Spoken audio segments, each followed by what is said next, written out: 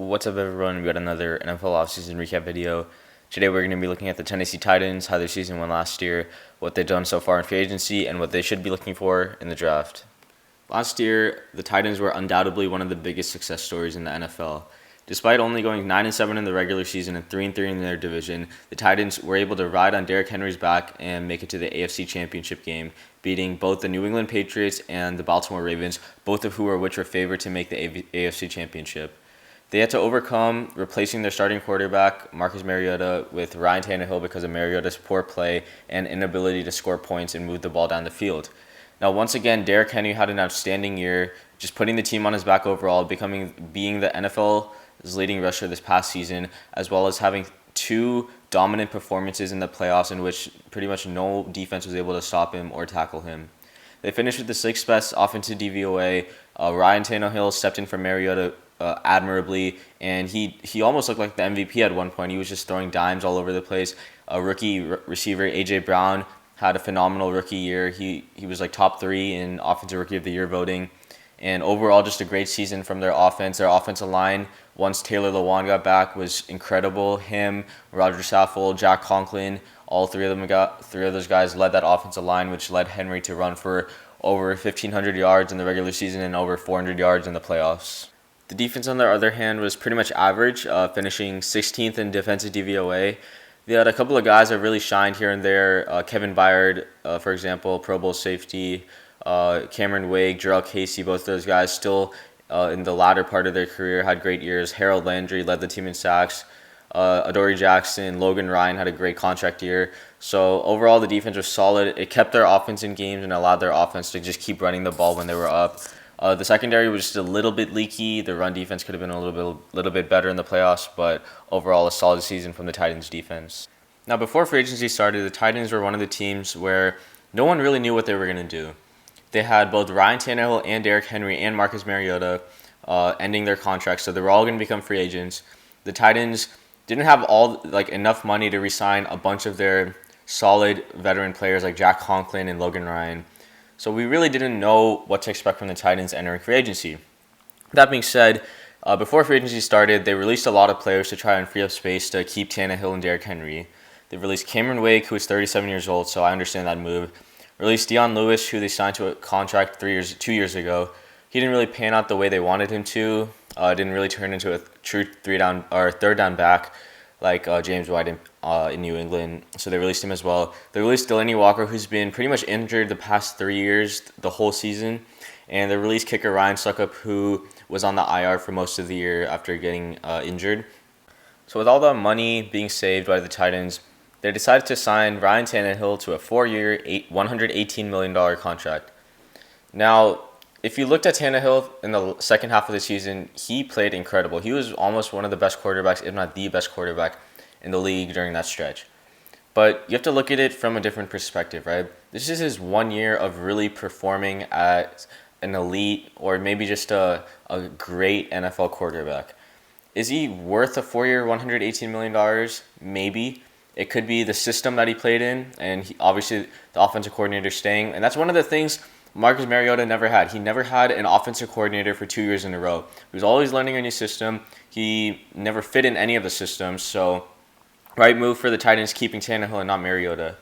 Now, another thing that should be said, the Titans also had a great offensive line, and they lost one of the best right tackles on the market, Jack Conklin, in free agency. So we'll have to see if Tannehill will be able to reproduce this amazing season he had last year.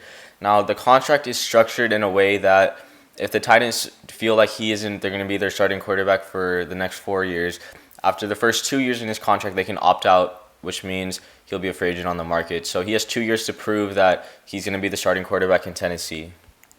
The second big question they had was Derrick Henry. I think it was known that they weren't going to let Henry walk on the market, right?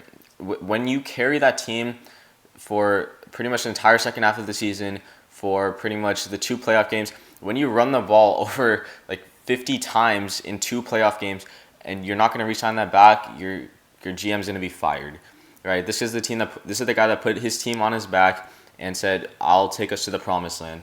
So of course they have to bring him back. I like the move not giving him a long-term deal worth like 4 years, 5 years, like Christian McCaffrey or Todd Gurley. Giving him the franchise tag will allow them to see, is he durable? Can he produce at this level again? And what is his value? Like, if he runs for over 1,500 yards again, maybe his value is in the $15-16 million range, like Christian McCaffrey, because he's that good. I mean, he's not a great pass catcher, but when you give him the ball, he's hard to tackle if you've seen him. So good move for the Titans. Only franchise tagging Derrick Henry. They'll allow them to reassess like what his value is. Possibly give him an extension this offseason before July 15th, which is the franchise tag date.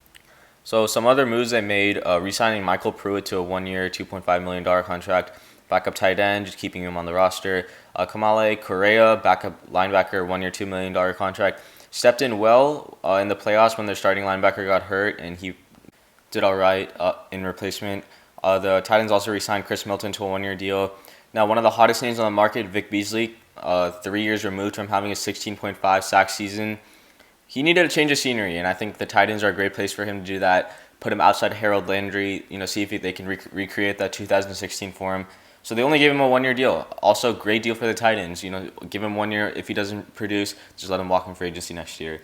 They also signed swing tackle Tyson Braylo to a 1-year contract, trying to replace Jack Conklin. Jack Crawford, 1-year deal, and they signed special teams ace Nick DeZubnar to a 1-year deal as well. Now, who they let go? Marcus Mariota went to the Raiders, Deion Lewis to the Giants, Jack Conklin to the Browns. I think that's their biggest loss. He was a great rat tackle. He's been hurt for a couple of seasons. He hasn't played a full season in a while, but Conklin had a really good season last year, and it was one of the key cogs in Derrick Henry being able to run for as much as he did. Receivers Tajay Sharp went to the Vikings, Darius Jennings went to the Chargers, LaShawn Sims went to the Bengals, Austin Johnson went to the Giants. The Titans actually made a trade that I really didn't like. Traded Jarrell Casey to the Broncos for a 2020 7th-round pick. Casey is definitely worth more than a 7th-round pick, and I think maybe his contract is too big to get anything more out of it, but he is worth all the money he's given. And for the Titans to give him up for just a 7th-round pick, what 7th-round pick is going to turn into a Pro Bowler, into an All-Pro like Casey was? Yeah, he's at the latter half of his career, but he can still produce at like a medium average level than a 7th-round pick is going to give them. The Titans also let go of Logan Ryan, who remains unsigned on the market as of right now. I want the Titans to bring him back. He was a great player for them last year, slot corner. He had the pick 6 against Brady to seal the win in New England. One thing to note, Jadeveon Clowney, who's a free agent from Seattle, right? Still on the market as of right now, which is April 20th, right? So I don't think the Titans are going to break the bank for him. I'm mentioning this because, they let a couple of players go in free agency, and they might let Clowney walk through their fingers, even though they're in talks right now. And I think it's smarter to not give him all the money, because if they give him too much money, they're not going to have money to re-sign Henry. They're not going to have money to keep some of their key players like Adoree Jackson or Kevin Byard in the future. Now, for the draft, I think going into the first round, the Titans should be looking to upgrade their edge rushing position. If Vic Beasley doesn't pan out, he's only on a 1-year deal, so you're not going to have anyone to be in his edge rushing place next season. So getting an edge rusher at the end of round 1, maybe Clement Chason, Yetur Gross-Matos, maybe Julian Okwara from Notre Dame. Those are 3 guys that I could really see the Titans picking if he falls to them. Cornerback also, I know Adoree Jackson's doing good, but Logan Ryan, he's going to be probably leaving in free agency, which means they're going to have a slot corner position as well as an outside corner position that they need to fill.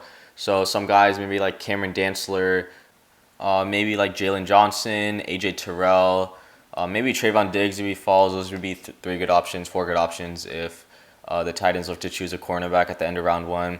They should also look to upgrade their receiving room either at the end of round 1 or round 2 or round 3. This is a great receiving draft, as I've said in many other videos. Maybe getting a big-bodied receiver in the red zone, Michael Pittman Jr., maybe Laviska Shenault, like just a second A.J. Brown. They could also go for some speed. They lost Darius Jennings this offseason. They do have Khalif Raymond, I guess.